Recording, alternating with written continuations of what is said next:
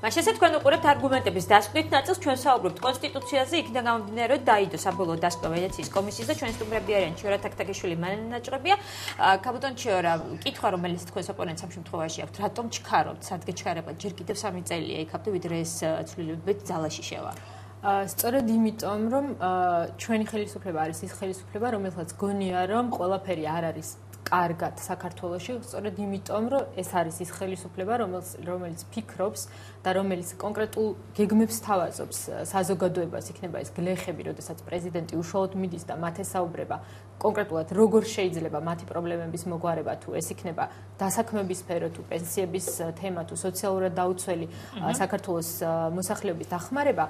სწორედ იმიტომ, რომ ჩვენ გონია, რომ ეს ყველაფერი არ არის მოწესრიგებული იმ მემკვიდრეობის გათვალისწინებით, რომელიც ჩვენ ხელისუფლებას ერგოს სრულად სავალალო და განადგურებული, სწორედ ამიტომ ჩვენ ვფიქრობთ, რომ ჩვენ გვაქვს შესაძლებლობა შევთავაზოთ საზოგადოებას, თუ როგორ შეიძლება ყველა ამ პრობლემის მოგვარება და სწორედ ეს არის ალბათ მიზეზიც, თუ რატომაც 2010 წლის არჩევნებზე ჩვენმა პოლიტიკურმა გუნდმა საკმაოდ კარგი შედეგები მიიღო. შესაბამისად, ნამდვილად ვერანაირად ვერ გავიგე კრიტიკა, როდესაც თქვენ არ მოგწონთ, როდესაც პრეზიდენტი უშუალოდ მიდის და საზოგადოებას ესაუბრება. ანუ ჯობია ამას კაბინეტში იყოს ჩაკეტილი და იქიდან დირექტივები სიტყვა უშუალოდ დირექტივები თქვენ და ძალიან კარგი სიტყვა. ეს არ არის უშუალობა. ეს არის ჩვენი მიდგომა, რომ ჩვენი ხელისუფლება არის სწორედ ხალხის სამსახურში და ჩვენი პროგრამა არის ის პროგრამა, რომელიც ხალხს აწუხებს და აინტერესებს. იმიტომ რომ ნამდვილად არ უგონია, რომ საქართველოს მოსახლეობას, საზოგადოებას აქვს დღეს დაალხინებული ცხოვრება და ნამდვილად ჩვენ გონია, რომ ძალიან ბევრი რამ შეიძლება კიდევ გაკეთდეს მათი კონკრეტული პრობლემების მოსაგვარებლად. ეხლა რაც შეეხება დაპირებები, რომელიც არ სრულდება კაპიტან ჩიორა, 100 საწარმოს არსებობის შესახებ, ჯერ კიდე გასულ წელს თავრობის გეგმა იყო 100 საწარმოს გახსნის თაობაზე. ეს გეგმა არსებობს და დღემდე საქართველოს ამ პერიოდში თავს დაესხა რუსეთი. თქვენ გამოპარაკობ 2008 წლის მოვლენებში რომ სოფლიო ეკონომიკური კრიზისი არის მიმდინარე და დღესაც ყოველდღე ბირჟები აქვეყნებენ უკან მიმავალ სტატისტიკას, არა მხოლოდ საქართველოში, არამედ სოფლიო ბირჟაზე არის საუბარი. ამ სიტუაციაში ბუნებრივია არ შეიძლება ისეთი ტემპით გაგრძელება საქმიანობის, როგორც ჩვენ 2008 წლამდე გქონდა დაგეგმილი. ბუნებრივია და საზოგადოებას ეს ძალიან გაგებით ეთკიდება ამას, მაგრამ ეს არ ნიშნავს იმას, რომ ჩვენ უარს ვიტყვით ამ პროგრამის განხორციელებას. რაც შეეხება საკითხს იმასთან დაკავშირებით, პრეზიდენტის უკაცრავად 3 წლიანი ვადა არის მოცემული და შევაწალაში. და როგორ უნდა მოვიქცეთოთ? ჩვენთვის ეს კონსტიტუციის მიღება არ არის რაიმე პროცესის დასრულება. პირიქით, ეს არის ახალი კონსტიტუციურ ჩარჩოებში ახალი პროცესის დასაწყისი, რომელიც საქართველოს პოლიტიკურ ცხოვრებას თვისობრივად შეცვლის იმ თვალსაზრისით, რომ ეს პროცესი იქნება გაცილებით უფრო ინკლუზიური, ოპოზიციურ პარტიებს ექნებათ კიდევ უფრო იმაზე მეტი შესაძლებლობა მონაწილეობა მიიღონ პოლიტიკურ ცხოვრებაში, როგორც აქამდე ჰქონდათ, იგივე მეორე დემოკრატიის მეორე ტალღის ფარგლებში, როდესაც ოპოზიციის ფუნქციები ძალიან მნიშვნელოვნად გამოიკვეთა და გაიზარდა საქართველოს პარლამენტში და ეს არის ის კონსტიტუცია, რომელმაც საფუძველი უნდა დაუდოს ერთის მხრივ საარჩევნო გაერემოს გაუმჯობესებას, რომელიც ჩვენ დაგეგმილი გვაქვს და უკვე დაწყებული არის ეს პროცესი და მივესალმებით ოპოზიციური პარტიების მათ შორის ვიცი, რომ ახალი მემარჯვენეებიც მონაწილეობენ ამ პროცესში მათ ჩართულობას იმ თვალსაზრისით, რომ დაიხვეწოს საარჩევნო კანონმდებლობა, იმ თვალსაზრისით, რომ საქართველოს სხვა საკანონმდებლო აქტებში შეტანილი იქნას ცვლილებები, დაახლოებით 160 ცვლილება არის შესატანი კანონმდებლობაში, როგორც პარლამენტის რეგლამენტში, ასევე ყველა სხვა დოკუმენტაციაში იმისთვის, რომ 2012 წელს არჩეული პარლამენტი და 2013 წელს არჩეული პრეზიდენტი მათ ჰქონდეთ შესაძლებლობა კონსტიტუციის ამოქმედების პირობებში მოქმედი კანონმდებლობით უკვე მოწესრიგებულ გარემოში სრულიად თვისობრივად ახალ სტანდარტზე გადაიყვანონ ქართული პოლიტიკური ცხოვრება. გასაგებია, მისაღებია პასუხი. არ არის მისაღები, რა თქმა უნდა, პასუხი, იმიტომ რომ ეს კონსტიტუცია ძალაში შევა 3 წლის შემდეგ და მე ვერ დაგეთანხმებით, რომ ამ პარლამენტმა უნდა მიიღოს იმ პარლამენტის რეგლამენტი. იმ პარლამენტის რეგლამენტს მიიღებს მხოლოდ ის პარლამენტი, ეს შეიძლება ჩვეულებრივად მიმდინარეობდეს ამ პროცესზე მუშაობა და ამას არ ჭირდებოდა დაჩქარებული ტემპით. მე მგონი, ბევრად უკეთესი იქნებოდა, რომ საზოგადოებას მისცეს მისცემოდა საშუალება მართლაც ყოფილიყო რეალური დებატები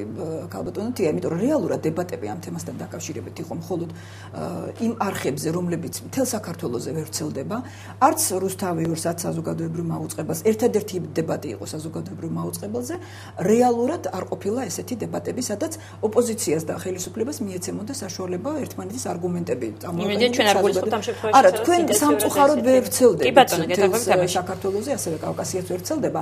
ეს იყო ძალიან მნიშვნელოვანი და არ დარჩენილი იყო კითხვის ნიშნები და ის რომ ეხლა თურმე ეს ხელისუფლება იმიტომ ჩქარობს რომ ვერ ითმეს საზოგადოებისთვის სიკეთეები როგორ მოასწროს ეს ცოტა არ იყოს ჩემთვის მიუღებელი არგუმენტია.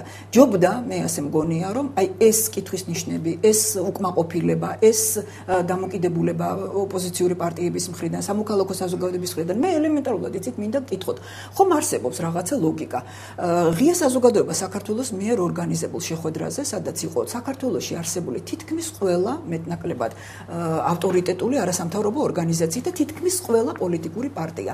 ყველამ ერთხმად უთხრა ხელისუფლებას, რომ ისინი არ ესალმებიან ასეთ ნაჩქარევი იმით ნაბიჯებით კონსტიტუციის მიღებას და აქვთ აი ეს შენიშვნები და ეს შეხედულებები.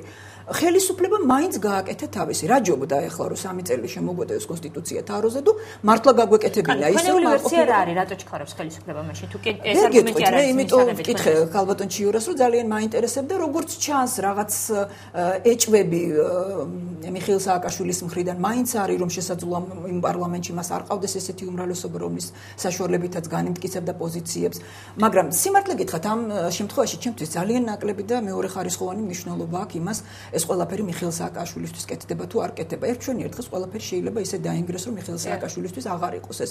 ასე ეგონა ვთქვათ პუტინსაც რომ ყველაფერი როგორც პურზე წასმული კარაქივი წავიდოდა, მაგრამ როგორც ხედავთ იქ აირია ყველაფერი და მედვედევი არ აღმოჩნდა ვთქვათ ისეთი ადამიანი. საქართველოს მაღალ ეშელონებში შეიძლება გამოჩნდნენ ადამიანები რომლებიც ეტყვიან და გააჩერებენ და მე ამის ძალიან დიდი იმედი მაქვს რომ ეყოფათ რა თქმა უნდა მე მაქვს იმედი რომ საზოგადოებაში მომწიფდება საზოგადოების ის ნაწილი რომელიც მოახდენს გავლენას გარკვეულ ნაწილზე უმრავლესობის მე ესეთი როგორ გითხრათ ლათ წყალწაღებული არ მიმაჩნია უმრავლესობის ნაწილი და მიმაჩნია რომ იქაც არიან ადამიანები რომლებიც ფიქრობენ ქვეყნის მომავალზე. კი ბატონო რეპლიკისთვის ხაბატონო ჩერდა უნდა დავასრულოთ. დიახ, წმინდა რეპლიკის სახით თუ შეიძლება ერთ საკითხზე გავამახვილებ ყურადღებას. აქ საუბარი არის იმაზე, რა იქნება 2012 წლის არჩევნების შემდგომ, 2013 წლის არჩევნების შემდგომ.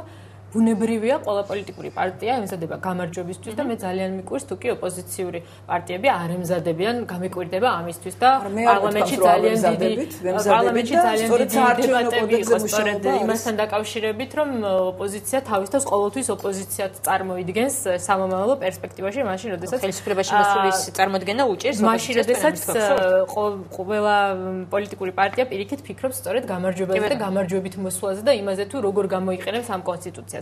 მეორე საკითხი, აი ასევე რეპლიკის სახით თუ უნებას მომცეთ არის რომ ჩვენი ამოცანა არის ამ კონსტიტუციამ საფუძველი დაუდოს საქართველოში იმ პრაქტიკას, როდესაც ხელისუფლებების ცვლილება ხდება არჩევნების წესი, როდესაც საზოგადოების მიერ მაღალი ნდობის მანდატით აღჭურვილი ხელისუფალი აკეთებს ეფექტურად იმ პროგრამას ასრულებს, რომელზე დაკვეთაც მისცა საზოგადოება. ძალიან დიდი მადლობა, ძალიან დიდი მადლობა იმისთვის, რომ მობრძანეთ და მიიღეთ ჩვენს გადაცემაში მონაწილეობა.